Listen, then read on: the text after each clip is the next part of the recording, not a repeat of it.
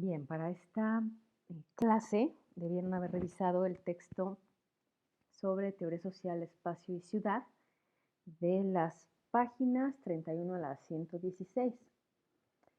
Entonces, ya entendido que lo han revisado, vamos a platicar un poco sobre este texto. Vamos a centrar nuestra atención en cómo nos acercamos a lo que es una ciudad. Esto es importante porque ustedes deben de entender la lógica, la estructura, los entretejidos que hay, tanto económicos, culturales, eh, sociales en general, que diferencian a una ciudad de otros entornos. Dado que ustedes van a trabajar en esta materia exclusivamente en el área urbana, hay que entender precisamente las raíces de la ciudad. Entonces, se entiende que una ciudad es una demarcación ecológica en donde se presenta una variedad de conductas sociales vinculadas a este espacio o demarcación. Una ciudad es un centro urbano caracterizado por la heterogeneidad de su población, por la diversidad de actividades, por la división social del trabajo y también por el conflicto.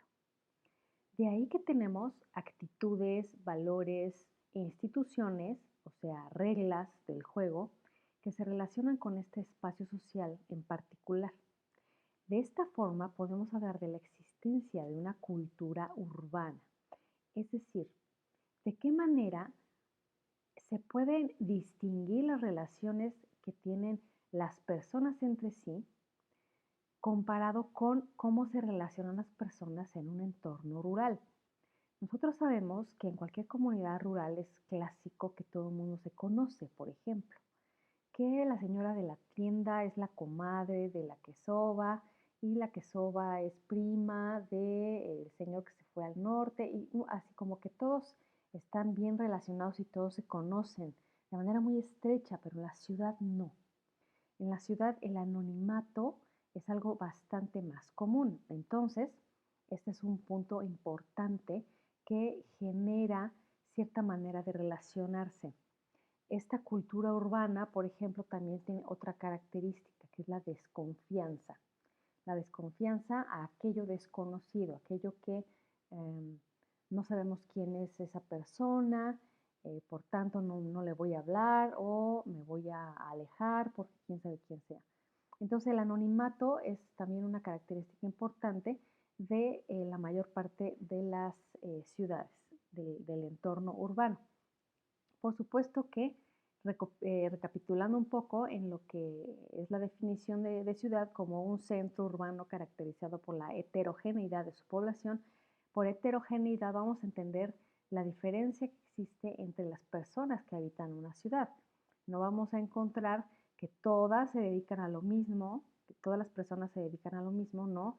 Las personas se dedican a diferentes cosas, tienen diferentes estratos socioeconómicos, tienen diferentes lugares de nacimiento, sobre todo eso se da mucho aquí en Querétaro, tiene diversidad religiosa y todo eso confluye para que también haya distintos puntos de vista respecto de lo que se va a entender por la inseguridad.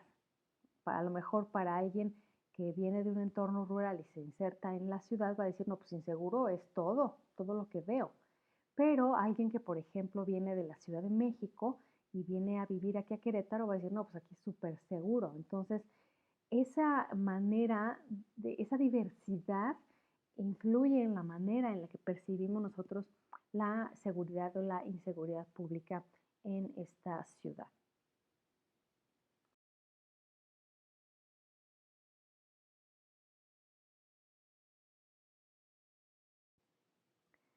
Y bueno, pues para entender la existencia de las ciudades, es decir, ¿por qué no inventamos otra cosa los humanos? O sea, lo curioso es que no inventamos otra cosa sino ciudades.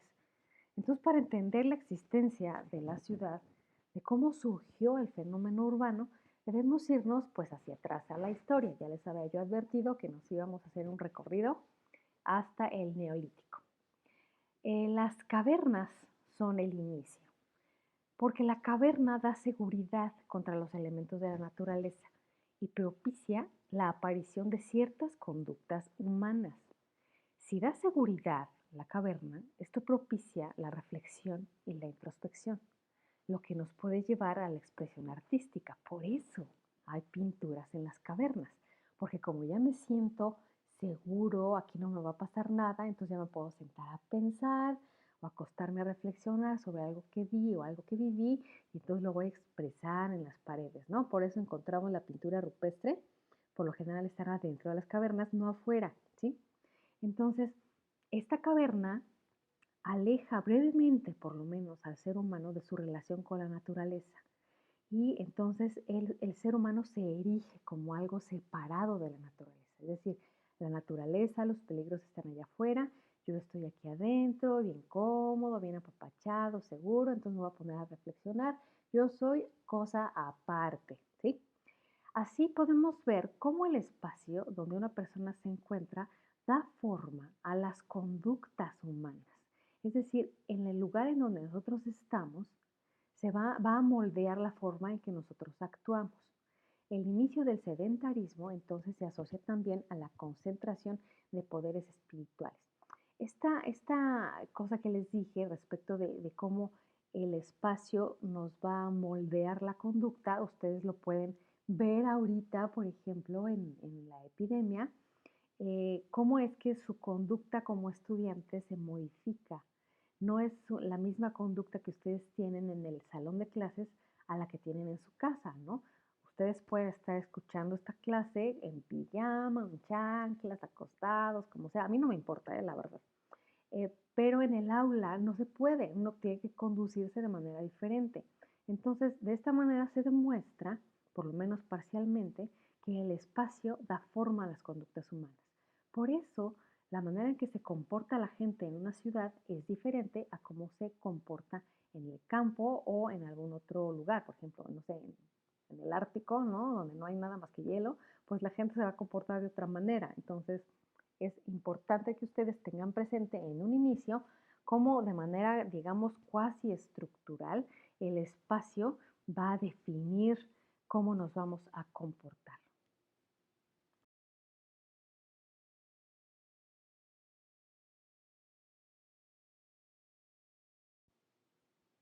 Y aquí hay algunos ejemplos de las pinturas rupestres, claro, ustedes ya sabían cuáles son, ya sí se acuerdan perfectamente, pero bueno, sigamos.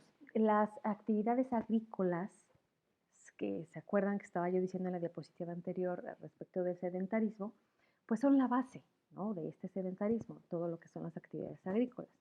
¿Pero por qué? Pues por el cuidado de los cultivos, o sea, no es como que ya automáticamente empezaron a cultivar y ya de repente de un día para otro ya todo el mundo se volvió sedentario. No, fue todo un proceso porque se dieron cuenta de que si sembraban, pues tenían que estar cuidando sus sembradíos, porque si no llegaban los otros animalitos, pues se comían todo, o escarbaban, o lo echaban a perder, o qué sé yo. Entonces, el hombre de aquellos tiempos se dio cuenta de que tenía que quedarse a cuidar el cultivo.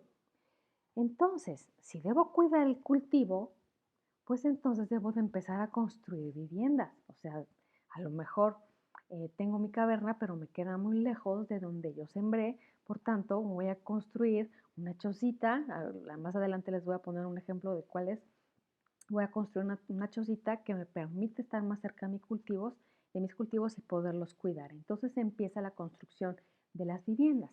Inician así entonces las sociedades primitivas, donde según varios autores existía el autogobierno. No había división de clases ni había división del trabajo. Es decir, todos eran, digamos, pues tenían satisfechas sus necesidades, no había necesidad siquiera de división de clases y la división del trabajo pues no era notoria porque todo el mundo hacía pues, prácticamente lo de todos, ¿no? Todos sembraban, todos cosechaban, todos salían a cazar, entonces la división del trabajo era realmente nula o prácticamente inexistente.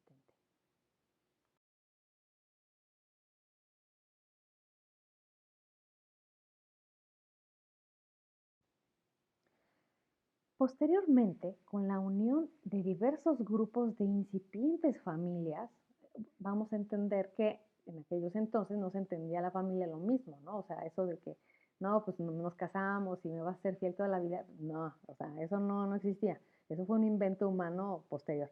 Pero pues empezaron a juntar, ¿no? Grupitos de incipientes como familias que tenían algunos lazos. Se forman entonces los clanes, los famosos clanes. Y nos vamos encaminando a las ciudades preindustriales. Ahí ya existe la acumulación de excedentes. Es decir, como ya sembraron, ya cosecharon, empezaron a ver que pues no se alcanzaban a comer todo. Entonces también empezaron a construir lugares donde pudieran guardar los granos o lo que habían cosechado. Por tanto, esta acumulación de excedentes se inicia desde aquellos entonces. Se construyen pues lugares para resguardarlos y se empieza a planear a futuro respecto de las cosechas y los tiempos que transcurren entre siembra y cosecha. Se empieza entonces a observar una mayor división del trabajo.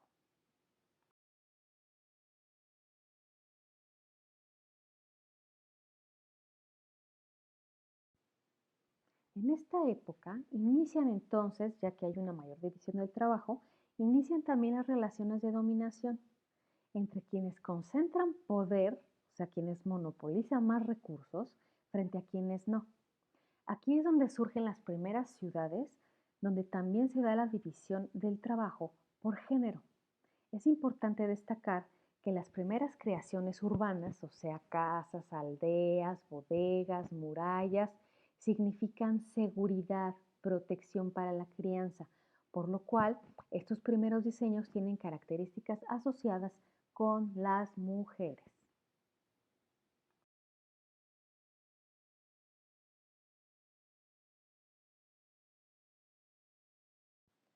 Al ser entonces un entorno más seguro, se favorece la acumulación de productos agrícolas, pero también favorece la creación de una rudimentaria industria textil, además de alfarería y otros inventos que implican en sí mismos algunos elementos científicos.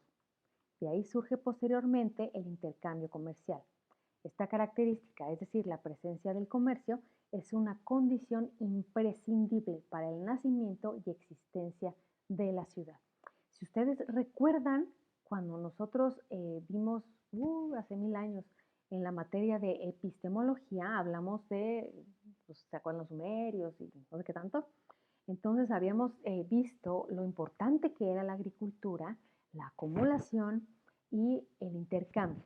Las cosechas se vendían, se intercambiaban por esto y lo otro, y eso surgió con eso precisamente la matemática, donde los sacerdotes sumerios que controlaban todo el excedente tuvieron que arreglárselas para poder llevar un registro de lo que entraba y salía, por tanto la escritura también empieza a inventarse y un montón de aparatos más que facilitaban tanto la industria textil como la industria agrícola. Por eso nosotros ya lo vimos, ya lo entendieron hace muchos siglos en epistemología. Entonces ahí está, más o menos así es como a esto es a lo que se refiere los elementos científicos a los que me referí hace un momento.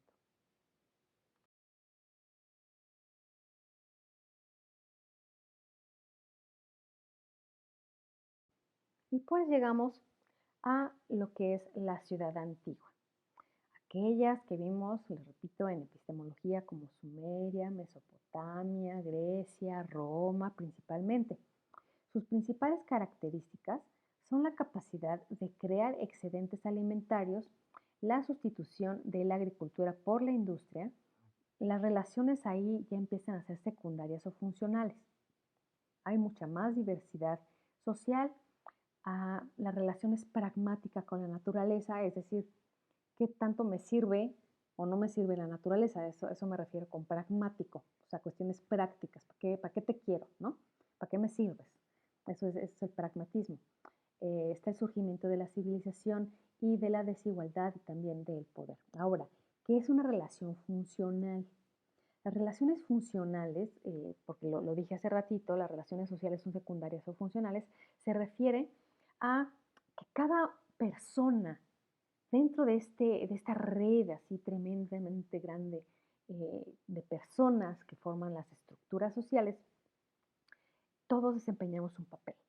Todos desempeñamos un papel, un rol, o como le quieran ustedes llamar, eh, Pueden ser varios roles, obviamente, sí, a veces uno tiene el rol de profesor y luego el papel de alumno, ¿no? En mi caso así es. Tenemos varios roles, varios papeles que desempeñamos dentro de la sociedad. Entonces, si yo no lo desempeño de manera adecuada, algo no va a funcionar. Es decir, si yo, por ejemplo, como docente, boto la chama y digo, ay, se ven, ya no les voy a dar clase, pues entonces va a haber una bronca ahí, va a haber un agujero en esa red de relaciones que se va a tener que cubrir con otra persona. Entonces, las relaciones son funcionales en la medida en que cada uno desempeña y cumple con el papel que se le asigna en la sociedad.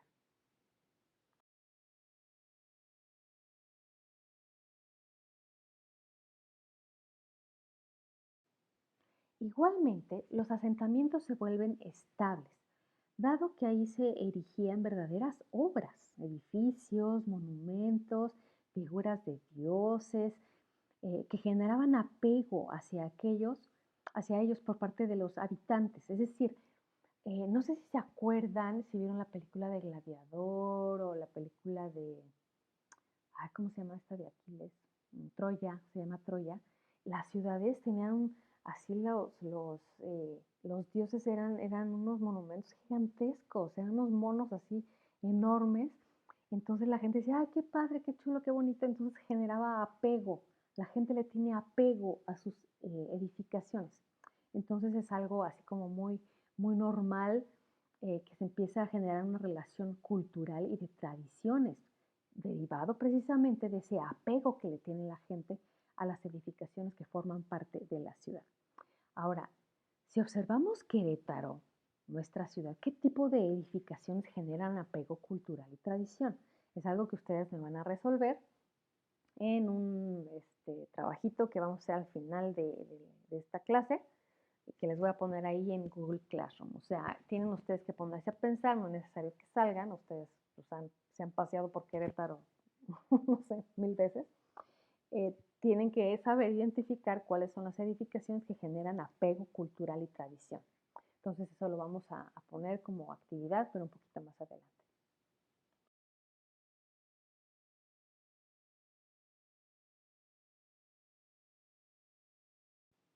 Y bueno, es decir, no porque hayan sido ciudades antiguas, quiere decir que este tipo de apego y significado a las obras urbanas sean solo exclusivos de esas ciudades antiguas. Es un fenómeno que prevalece hasta la fecha. Vale la pena destacar que las dos edificaciones más importantes en la ciudad antigua eran el templo y el palacio. Y yo me pregunto, y ustedes ya me reflexionarán un poquito más adelante, ¿eso es algo que vemos en Querétaro? O sea, la gente manifiesta apego a templo y palacio. ¿Y cuál sería el templo y cuál sería el palacio que genera apego? Porque sí hay, de una vez se los digo, nada más ustedes me van a decir cuáles creen que son esas edificaciones en específico que generan ese tipo de respuesta cultural aquí en la ciudad.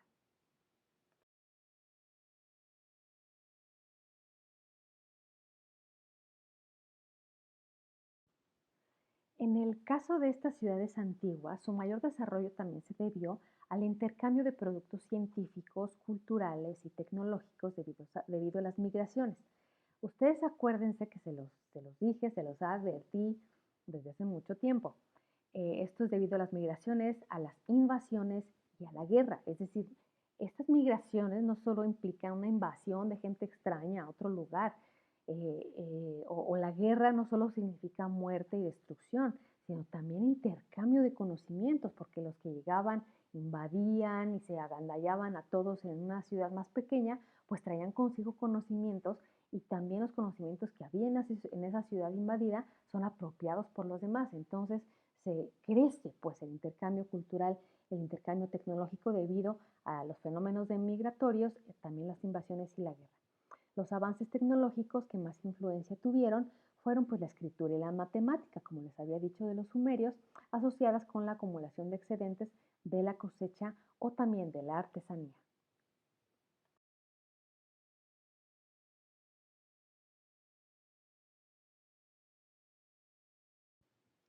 Entonces, en esta época podemos ver que las ciudades ya nacieron y las sociedades urbanas se van volviendo más y más complejas, con una mayor división del trabajo y una diferenciación social mucho más marcada. Además de que inicia también la asignación de varios roles o funciones sociales en un solo individuo. Entonces, cuando a ustedes les digan las ciudades son complejas, se refiere precisamente a esta diversidad, a la división del trabajo, a la pluralidad religiosa, a la pluralidad económica, a la diferenciación en estratos. Todo eso es lo que significa una ciudad compleja. Ya no es un pueblito pequeño donde todos se conocen y se hablan de tú y quién sabe qué, todos saben sus chismes. No, eso ya no pasa en las ciudades porque se vuelven complejas, se vuelven grandes y es casi imposible conocer hasta tu propio vecino.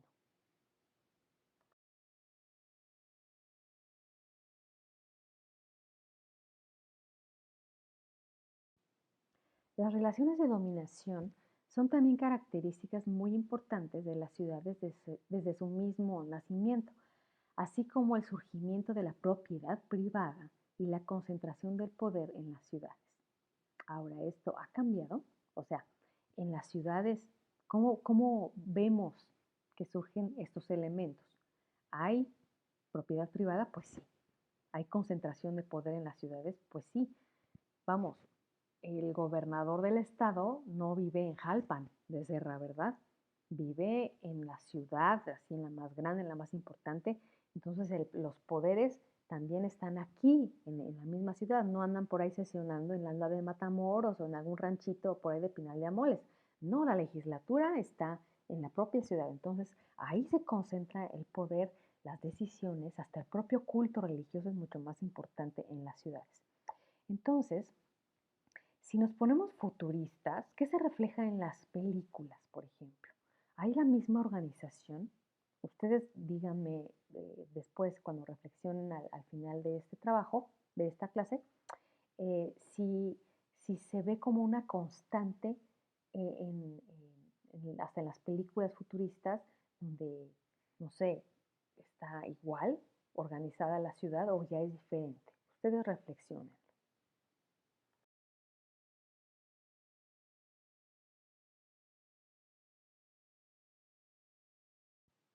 Avanzando un poco más en el tiempo, encontramos a la polis griega. La fundación de ciudades griegas se relaciona no con el comercio, esto es muy importante, sino con la dotación de tierras y se distingue básicamente porque las relaciones sociales cambian. Renace la aldea, o sea, hagan de cuenta que debido a que el surgimiento de la polis no se dio por el comercio, sino por la dotación de tierras, entonces parece que se va un poquito para atrás. Otra vez se da la aldea o comunidad adentro de la ciudad donde todos se conocen, donde así como que otra vez nos fuimos para atrás, ¿no? Las instituciones en esta época son más poderosas que las personas, donde éstas tienen que someterse a distintas figuras de autoridad como el Senado, el famosísimo Senado de la polis griega.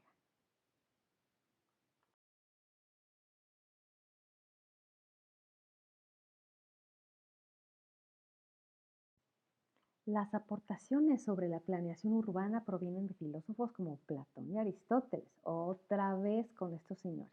Pues sí. Platón decía que la ciudad debía levantarse, por ejemplo, sobre un círculo elevado, ya veremos una imagen más o menos, debía levantarse sobre un círculo elevado y que las casas debían ser uniformes. ¿Se acuerdan que a Platón le encantaba el círculo y la esfera? Es la figura perfecta y quién sabe qué. Bueno, pues eso se vio reflejado en la idea que tenía Platón sobre la ciudad. Debe ser un circulito también. Aristóteles pensaba que la planeación debía basarse en la satisfacción de necesidades colectivas. O sea, les digo, Aristóteles era chido, o sea, era buena onda. Eh, las necesidades colectivas, ¿cuáles? Pues higiene, defensa, circulación. Pensaba que el espacio urbano se debía dividir de manera funcional, colocando lo político y religioso en ciertos puntos y los mercados, pues mejor en la periferia.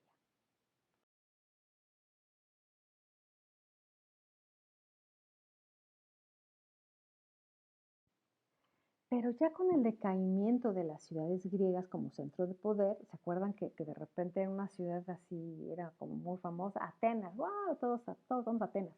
Luego Alejandría, wow, todos a Alejandría. Luego Roma, ay, todos vamos a Roma. Y así entonces como que las ciudades iban siendo famosas en distintos marcos temporales.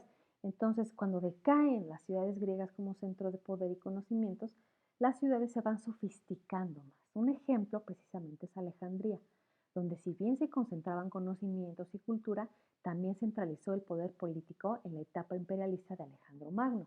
Si se acuerdan ustedes de una película que les puse hace mucho tiempo, de Hipatia, donde no, sí, de la filósofa Hipatia, se llama Ágora, ahí está Alejandría y todo, era súper cosmopolita y se concentraba un montón el poder y el conocimiento. Bueno, pues precisamente es ese fenómeno.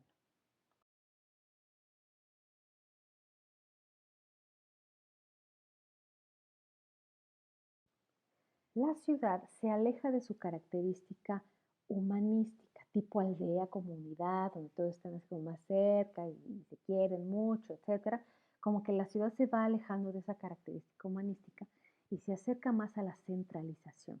Reaparece la opresión, la segregación y la diferenciación social mucho más intensificadas.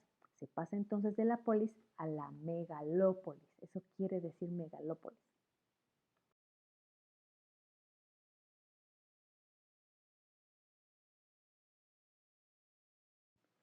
En esta etapa de la megalópolis, donde todo es más racional y superficial, se empiezan a dar fenómenos de vida subterránea, donde la gente se congregaba a intentar recuperar costumbres y tradiciones propias de su vida en la polis, o sea, cuando se sentían como en comunidad.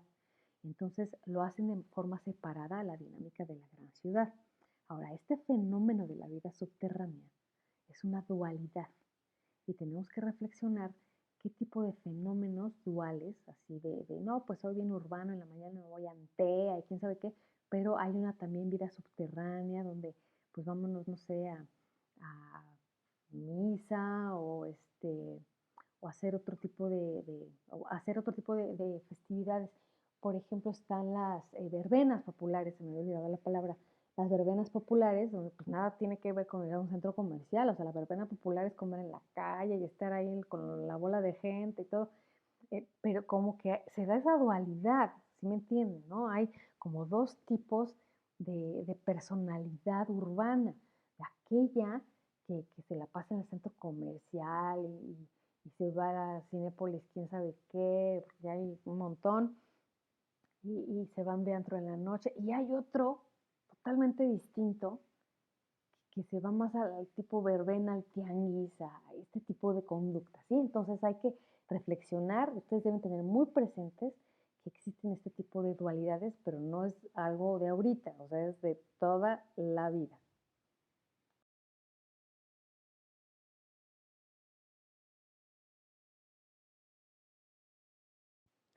Es decir, la sociedad griega se consagraba a la vida material, fascinerosa y superficial, pero en el subsuelo también tenía esta reacción como de fuga y retraimiento interior, así de vamos a dedicarnos a lo que hacíamos antes, ¿no? Vamos a dejar de ser así posers y vamos a hacer lo que hacíamos antes. Entonces existía este fenómeno y es algo muy importante que ustedes deben tener en cuenta, que existe también en la ciudad de Querétaro. Años después, la ciudad importante pues era Roma. Ustedes ya lo saben, que es precisamente una megalópolis que concentra riquezas, materiales y poder, además de espectáculo como el circo y sus encuentros de gladiadores. Aun siendo un espectáculo que reflejaba una visión algo negativa respecto de la vida humana, tanto el circo como el baño público fueron aportaciones importantes del urbanismo romano.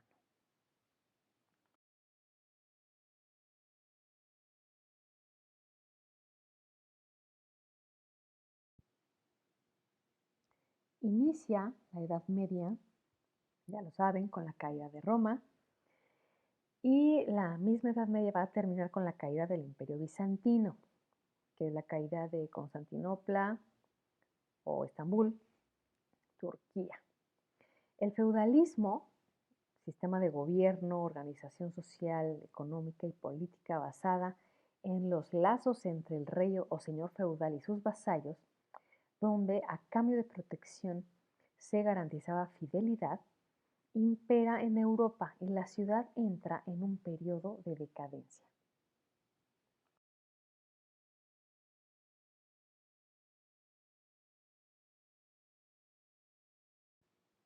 Si bien sobrevivieron algunos centros urbanos debido a la actividad comercial, lo que imperó fue la influencia de la iglesia en el diseño urbano, sobre todo en la construcción de templos y la concentración del poder religioso en zonas muy específicas.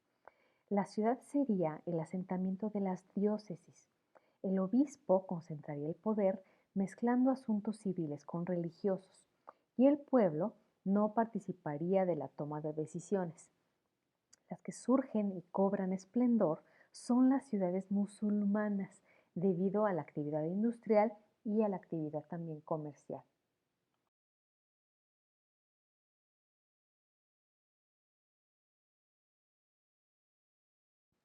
Con el inicio de las cruzadas, no solo se logró hacer batalla para recuperar la ciudad santa, o sea, Jerusalén, sino que gracias a ello se reabrieron rutas comerciales que favorecieron el resurgimiento de distintas ciudades europeas sin que se dejara de lado la importancia de la agricultura y de las zonas rurales.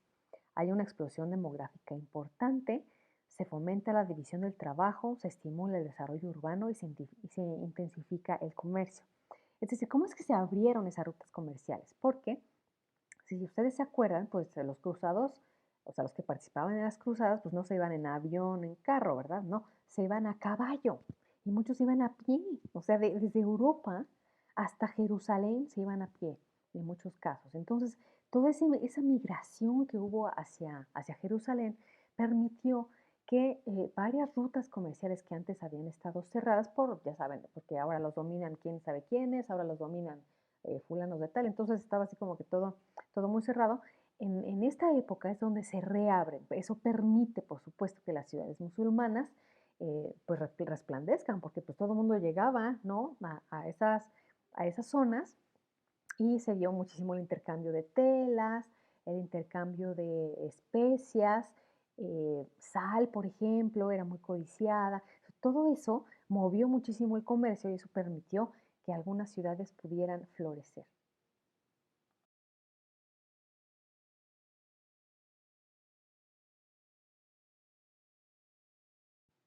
Quedan unidos algunos estados-nación, antes se llamaban así a los países, estados-nación, debido a las relaciones comerciales, como por ejemplo Inglaterra con Italia. O sea, Inglaterra no, antes no se llamaba Inglaterra, pero digamos que la ciudad-estado era la ciudad, perdón, el estado-nación anglosajón era Inglaterra con Italia, Italia con Flandes, que ahorita es Holanda, algunos países escandinavos con Rusia y así empiezan así como a establecerse relaciones comerciales. Todo esto fomenta el desarrollo de las ciudades ya en la Baja Edad Media, o sea, por ahí del siglo XI o XII. La ciudad también se transforma en su significado. La ciudad empieza a significar libertad, donde los hombres buscaban trabajo, nuevas formas de vida, o sea, ya eran así como que libres, ¿no? Debido, considero también, pues no estamos nosotros como para vivir la Edad Media otra vez, aunque parezca, que el anonimato que daba la ciudad a la gente también implicaba algo de libertad. O sea, como aquí nadie me conoce, pues voy a hacer lo que quiera, ¿no? Entonces, esa ciudad significaba también libertad. Igualmente, un papel importante lo desempeña el dinero, que vinculaba al comercio, la producción industrial, la mecanización, la organización y la acumulación de capital.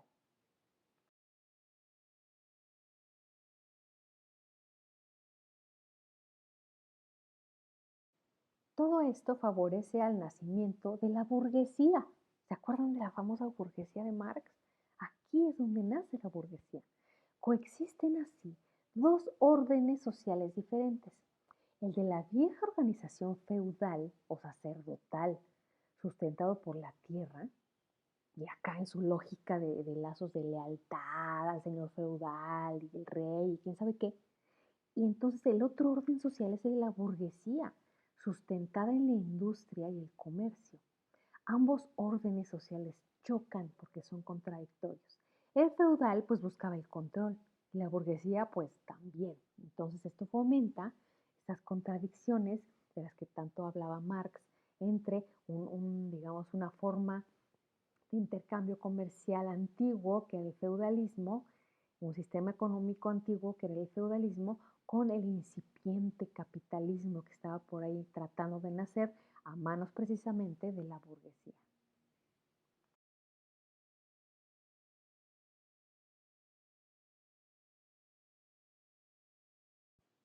Entonces se va debilitando el feudalismo, la autoridad patriarcal de la iglesia también pierde fuerza y se va fortaleciendo la autoridad de la burguesía, es decir, los comerciantes que obtienen privilegios de la monarquía. O sea, el rey decía, pues como que ya me cae mejor el señor burgués porque pues no sé, me trae dinero, ¿no? Y la iglesia pues no sé, me lo está quitando.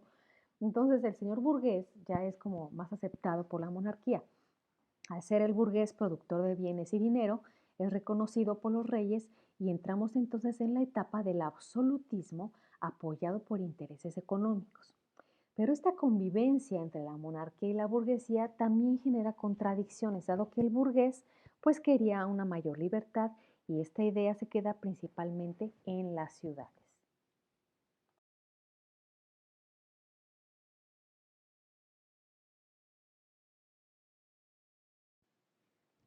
De esta manera, la ciudad medieval construye un tipo particular de hombre y genera formas específicas de conducta social, al constituirse en un núcleo humano cerrado, definido y protegido por murallas. Sí se acuerdan de eso, ¿no? O sea, las ciudades amuralladas, pues son clásicas en cualquier película, ahí se pueden ver. Digo, porque pues, yo no puedo viajar a Europa, no las puedo ir a ver, ¿verdad? Pero se supone que sí existen. La muralla hace de la ciudad una isla, creando una idea de unidad y de seguridad, pero también puede generar sentimientos opuestos como ansiedad, miedo, hostilidad, etcétera.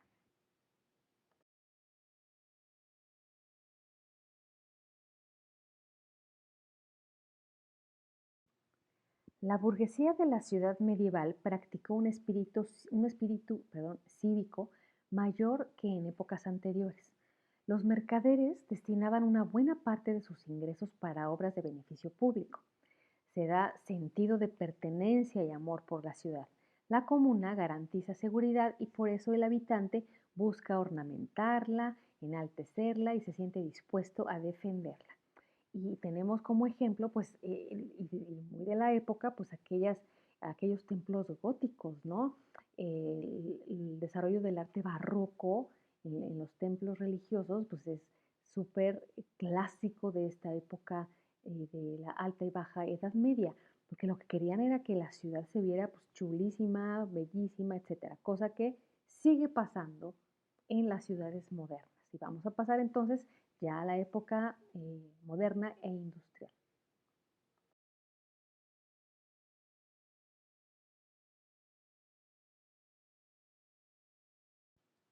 En la etapa moderna e industrial hay estabilización, pero también estancamiento en el desarrollo urbano debido a diversas causas, como la peste negra y diversas luchas sociales que enfrentan a la burguesía, la nobleza, los campesinos y el naciente proletariado. Los capitales huyen de la ciudad porque pues, hay demasiado relajo y se invierten en la propiedad de la tierra. Decae el feudalismo, el imperio y también el papado.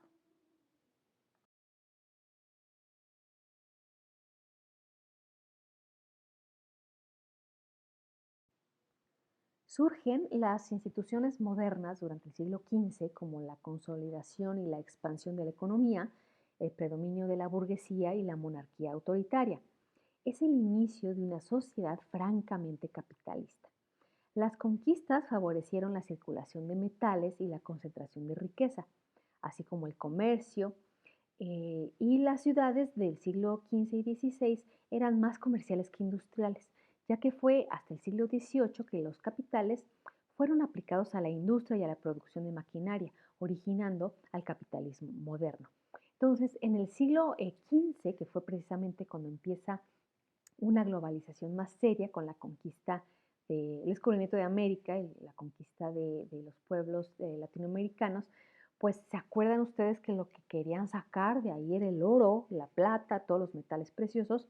A esto se refiere con el mercantilismo, ¿no? traían cosas, entre ellas el oro y la plata, y pues metales preciosos, joyas, etcétera. Era una época donde precisamente estas conquistas favorecieron el propio desarrollo capitalista.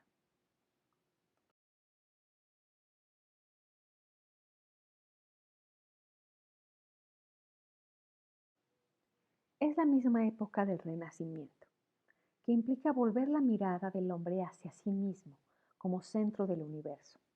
El espacio se reordena a partir del hombre. El humanismo y el surgimiento de las corrientes filosóficas racionalistas como Descartes refuerzan precisamente esta idea. La razón será criterio de verdad y surge la necesidad de una vida pragmática y más utilitaria. De ahí que esto favorece a las revoluciones protestantes que son mucho más individuales que colectivistas.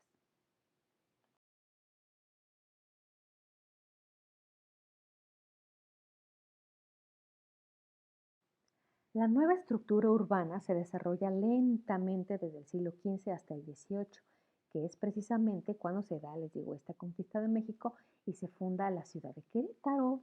Es decir, la estructura urbana de nuestro país respondió a la visión de las necesidades burguesas europeas que favorecían a la industria y al comercio. La propia traza de la ciudad debía favorecer la circulación de mercancías y es algo que pasó en esta ciudad y es importante que lo platiquemos, pero en su momento cuando les dé la clase breve de historia de Querétaro.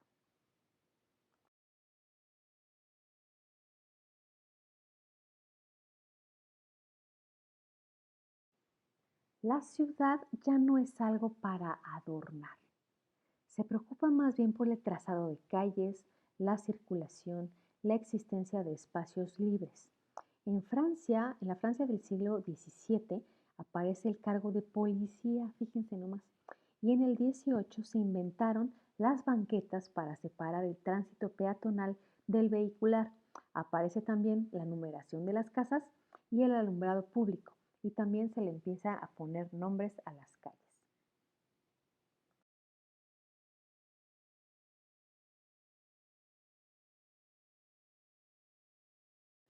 Junto con este desarrollo y crecimiento, la creciente complejidad da lugar también al conflicto, al deterioro de las viviendas y de la atmósfera. Se incrementa la violencia, el suicidio y surgen los suburbios. Es decir, un suburbio son como agrupaciones de viviendas que están alrededor de la mancha principal urbana, o sea, del centro. Vamos a pensar que Querétaro tiene, digamos, la característica de estar delimitada, vamos a pensar por el río, ¿no? Del río, y luego hasta Constituyentes, luego hacia atrás Bernardo Quintana y al frente 5 de febrero. Bueno, pues todo alrededor, todas las colonias que están alrededor de esas marcas que les dije, todo eso es suburbano. Entonces a esto se refiere con suburbios.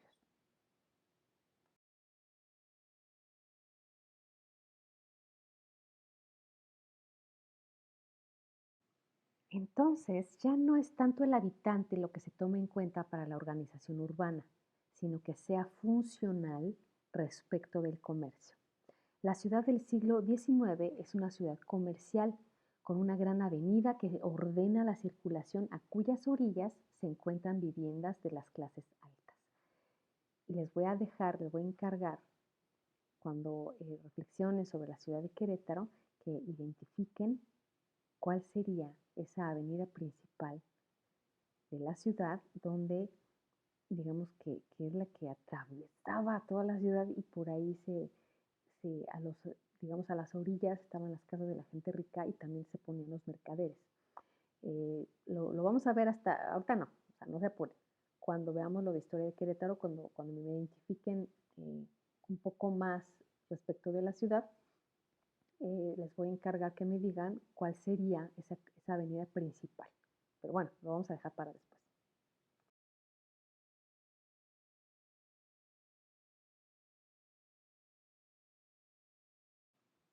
Con la revolución industrial, no solo la organización de las ciudades fue distinta, es decir, ya no se tomaba tanto en cuenta al habitante, sino que fuera útil, ¿sí? Que comunicara, que el comercio fuera fácil, el tránsito, etc.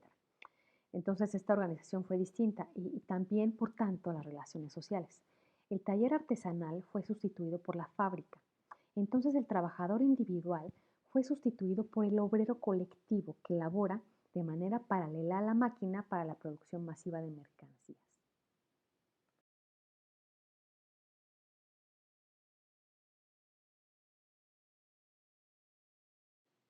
La migración campo-ciudad se da en forma masiva, por lo que empiezan también choques entre la lógica laboral del trabajador del campo con lo que la ciudad le exigía. Es decir, hay una contradicción de la lógica laboral entre campo y ciudad. Y esto se dio también en la ciudad de Querétaro, eh, pero no en el siglo XIX, sino hasta el XX. Y es algo que vamos a aprender en la siguiente clase respecto de la industrialización tardía de esta ciudad. Entonces se daban estas tensiones. Por ejemplo, am, es una anécdota que cuentan por ahí, que por ahí de los años, pues aquí la industrialización empezó en los años 50, ¿no? O sea, imagínense, los años 50 del siglo XX, o sea, no el siglo XIX como otros, no. O sea, la industria así fuerte, la metalmecánica, etcétera, llegó hasta los años más o menos 50. Entonces, por ahí de los años, ¿qué habrá sido? Como los años 80, si mal no recuerdo, abrió el primer VIPS de aquí de Querétaro. Abren el VIPS y no sé qué, pues qué padre, jaja, vamos a tomar el cafecito, pero no encontraban personal, o sea, los queretanos no querían trabajar en el VIPS por la simple razón de que eh, querían comer de 2 a 4.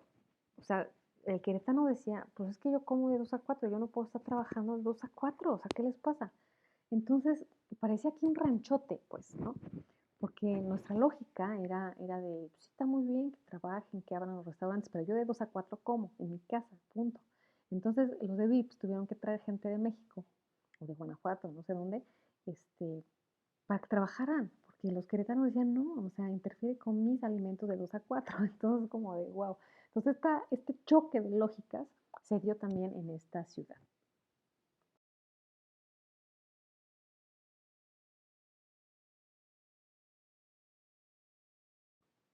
Las primeras industrias grandes queretanas empezaron a funcionar a mediados del siglo XIX. Bueno, no tan grandes, pero pues, digamos, industria ya mucho más formal. Por ahí eran muy poquitas y eran una industria grande, pero no era así metalmecánica ni nada. A mediados del siglo XIX, la tabacalera es un poco más vieja, es creo que del siglo XVII, pero no empezó pues en los años 1700 como en Europa. O sea, el proceso aquí en Querétaro fue muy tardío. O sea, del siglo XIX, el siglo XVII más o menos, XVIII, estaba la tabacalera. Y en el siglo XIX empezaron la industria textil y más o menos así como que la industria agrícola, pero fue lentísimo. Entonces había en Querétaro talleres de tejido y obrajes dispersos por toda la ciudad y por todo el estado. O sea, estamos hablando del obraje de por allá, de no sé, por allá por Pedro Escobedo, había uno aventado y otro por allá por la Cañada, o sea, como que muy disperso. Entonces, eran obrajes dispersos por toda la ciudad de manera de artesanos, muchos muy propios del siglo XV y XVI. O sea, Querétaro súper lento, ¿sí? O sea, nuestro estatus como ciudad industrial en el siglo XIX obedecía a la lógica que había tenido Europa en el siglo XV y XVI. O sea, wow, no, lentísimo. Entonces Querétaro cambió de giro y empezó a demandar mano de obra hasta la década de los 50, en el siglo XX. Ahí fue cuando empezó a darse esta contradicción. Fue un proceso súper lento en esta ciudad.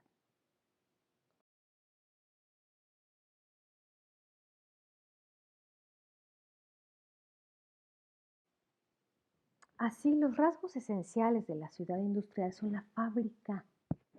Si no les había caído así como el 20, en una ciudad industrial debe haber una fábrica. También debe haber vías férreas y debe haber tugurios. Los tugurios son viviendas de bajos recursos, así tipo las de interés social o cosas así. La fábrica busca asentarse cerca del agua y esto favorece pues la contaminación. Las viviendas obreras suelen asentarse a los alrededores de la fábrica de manera pues más o menos desordenada.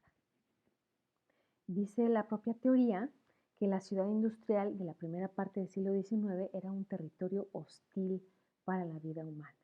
Sin embargo, en Querétaro no fue así. Sí se organizaban, pues sí, las fábricas siempre se asentaron cerquita del río. De hecho, hay una que no me acuerdo cómo se llama, ahí en el río, a la altura más o menos del Mercado de la Cruz, La Purísima, se llamaba La Purísima. Una como, está la Universidad Marista. Ahí, esa era una fábrica de hilados, se llamaba La Purísima, y pues obviamente está juntito al río, porque necesitaban agua. Pero las viviendas que estaban alrededor, o sea, todo lo que es la parte de atrás, el barrio de San Sebastián y esas viviendas, pues no eran para nada hostiles, sí, a lo mejor medio desarregladas, pero hostil no fue de esa manera en Querétaro. Pero pues bueno, así dice la teoría, a veces hay contradicciones.